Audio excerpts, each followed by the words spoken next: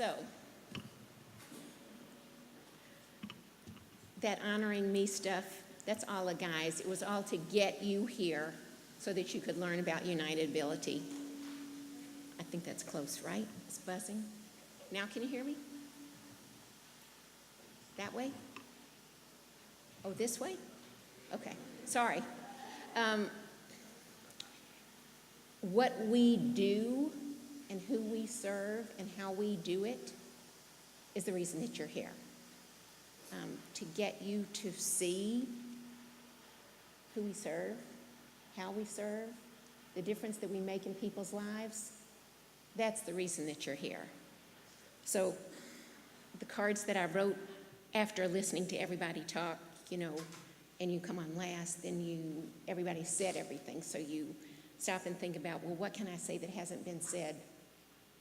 I am grateful, and I'm very honored to be sitting here before you tonight. But I want to talk to you about United Ability because for me, that's what this night should be about. Allison and Donald told me that my job was only to thank you all for the honor and not to talk about United Ability. But I'm not listening to Allison or to Donald. Because you need to know about what we do so that you can tell others. There are only 300 of us in this room. And for those of you who didn't know about us before tonight, I hope you've learned a lot. I hope you'll come for a tour. Dr. Mark Cohen is the tour leader par excellence. He will take you on a tour that you will never forget. Thank you, Dr. Mark.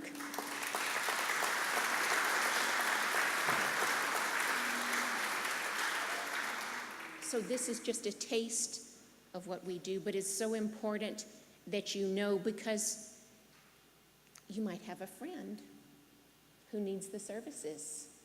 And just think of the doors that you will open with that knowledge. The reporter that interviewed me tonight asked me how I became involved with United Cerebral Palsy, United Ability. And I said, well, I can't give you my speech. And he said, but it won't be on TV until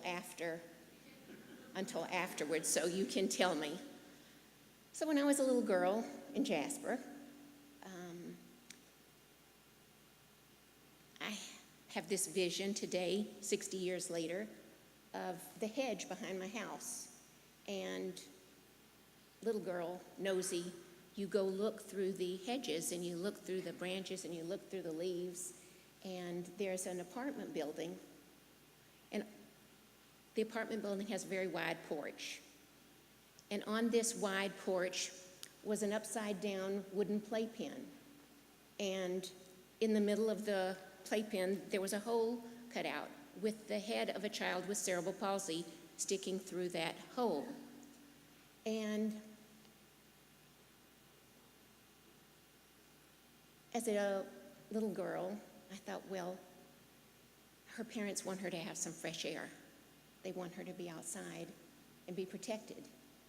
But to be able to tell you 60 years later that I can still see my little self, I can still see the shrubs, I can still see that apartment building, I can still see that wooden playpen, and I can still see that child with her head sticking through the wooden playpen.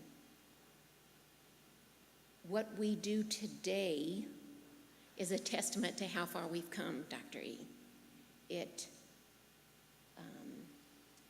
The reporter also asked me, what was it like? What's the difference? When I was a young child, people with disabilities were separated. They weren't mainstream. They weren't allowed to go to public school. They were put in institutions. And you saw Gordon with all his degrees and all his brilliance and all he's accomplished. We need you all to know that. We all need you to know and tell the story for us and with us. I know that Linda acknowledged the staff, but I have to give another acknowledgement to the staff because what they do every day with determination and devotion and endless love and steadfastness makes a difference. They translate challenges into opportunities. They make things happen. They see miracles. They enable miracles to happen. And no amount of money can pay them for what they do.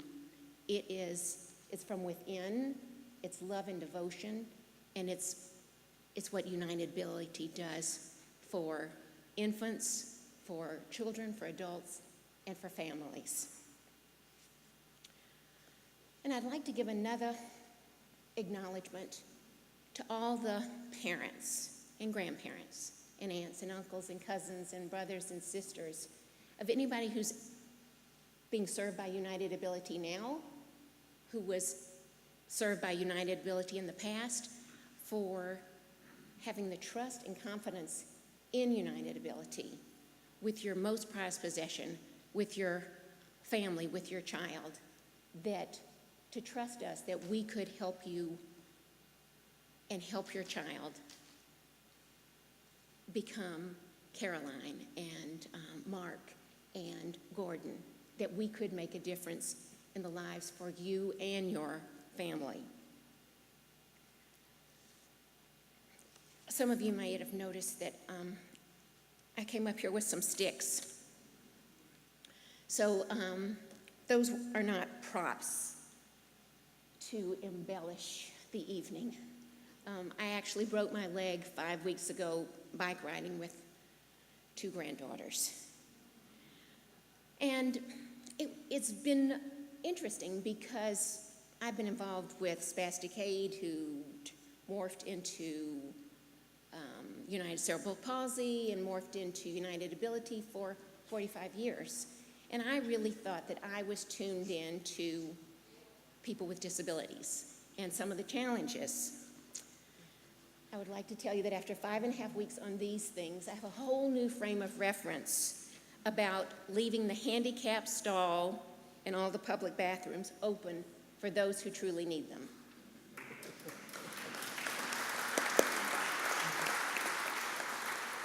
And I have a lot of questions for contractors, architects, builders, and the ADA on the slant of ramps on heavy doors and on the design of public bathrooms, where the sink is here and the towels are there, and you have these things. It's almost like, Trey, you need a consultant on disabilities on your staff. I've also become acutely aware of those who are helpful to people on crutches or in a wheelchair, and those who are not.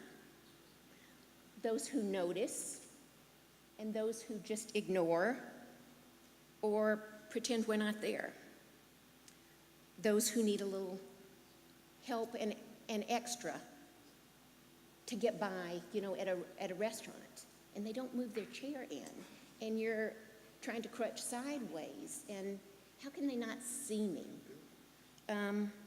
So I want to make a special request to all of you. Pay attention. Lend a hand. Notice. I also need to give a thank you to Allison Berman, because Allison Berman joined the United Ability family just less than 2 years ago, and she insisted that we have an event to showcase who we are, who we serve, and what we do. And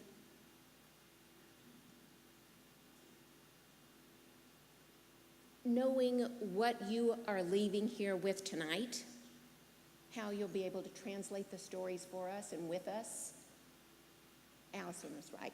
So Allison, wherever you are in the house, thank you.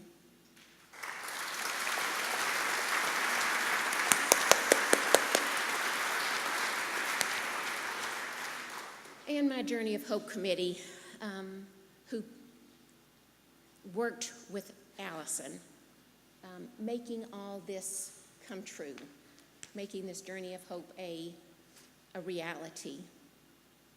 Thank you for your passion and your commitment to United Ability.